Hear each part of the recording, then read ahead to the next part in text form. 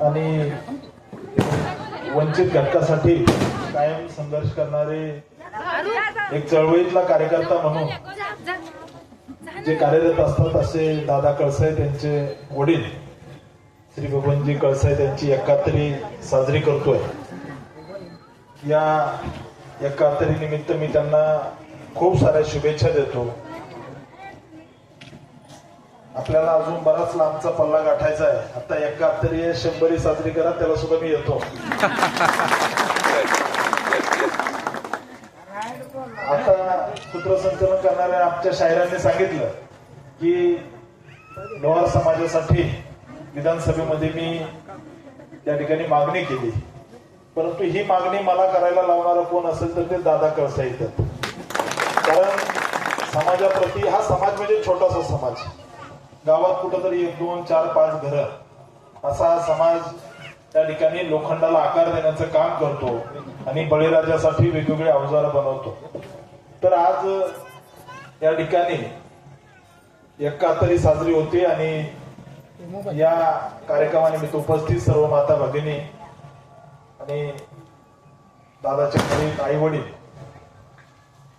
खर तर 71 म्हणजे आयुष्याच्या त्या ठिकाणी मागची 70 वर्ष आपण जे जगलोय, जे पुण्यकर्म आपण केलंय त्याचं पुढच्या आयुष्यामध्ये त्या पुण्यकर्माच्या जोरावरती आपलं आयुष्य अधिक आरोग्यदायी होतं आणि मागे जे काही काम केलंय त्या कामाची पावती आपल्याला ईश्वर पुढच्या त्या ठिकाणी 29 वर्ष म्हणजे उरलेलं आयुष्य आरोग्यदायी द्यायचं, आजारपण द्यायचं, हे सगळं मागच्या आपल्या कर्मावर अवलंबून असतं। त्यामुळं निश्चित तुमचं कर्म चांगलं आहे आणि दादा समाजाचं काम करतोय। एक छोट्या छोट्या प्रश्नासाठी दादा मला त्या ठिकाणी कायम फोन करत असतात, हे याचं ऑपरेशन आहे, हे आमच्या गावातील हा प्रश्न आहे, आमच्या समाजातला असा कुठला तरी एखाद्या घटकासाठी कायम मला मागणी करत असतात। त्यामुळे मी आपल्या सगळ्यांना या ठिकाणी आश्वस्त करतो की चळवळीतला कार्यकर्ता हा लढणारा कार्यकर्ता असतो आणि दादा समाजासाठी एक चळवळ उभा करतोय।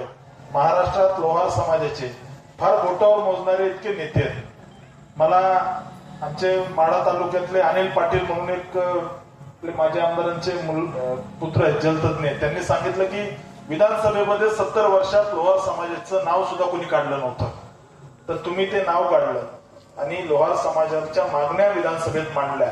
त्यामुळे अशा वंचित घटकासाठी काम करणं, ज्याचा समाज मोठा असतो ते सगळे मागण्या करतात, परंतु कुठंतरी अशा छोट्या छोट्या समाजाच्या मागण्या म्हणजे होलार समाज असेल, लोहार समाज असेल, घिसाडी समाज असेल, वडार समाज असेल, या समाजाचा आवाज विधानसभेमध्ये कुणी नसतं, तर त्याचा आवाज म्हणून मागच्या 5 वर्षामध्ये मी काम केलं।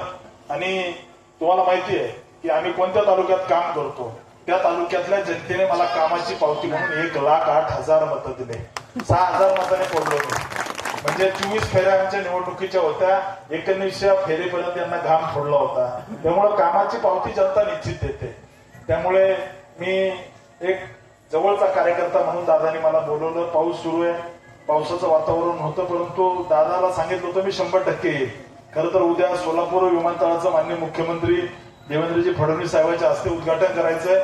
उद्या सकाळी लवकर येणार आहेत, 7:30-8 ला त्या ठिकाणी येणार आहेत, परंतु हा कार्यक्रम करून आपण पुढे जाऊ असं या ठिकाणी ठरवलं। मी आपल्या सगळ्यांच्या वतीने या ठिकाणी 71 निमित्त काकांना खूप साऱ्या वाढदिवसाच्या शुभेच्छा देतो। त्यांचं उर्वरित आयुष्य त्या ठिकाणी समाजसेवेसाठी आणि स्वतःसाठी आरोग्यदायी ठरो, हीच या ठिकाणी नरसिंहाच्या चरणी प्रार्थना करतो आणि थांबतो। धन्यवाद। जय हिंद, जय महाराष्ट्र।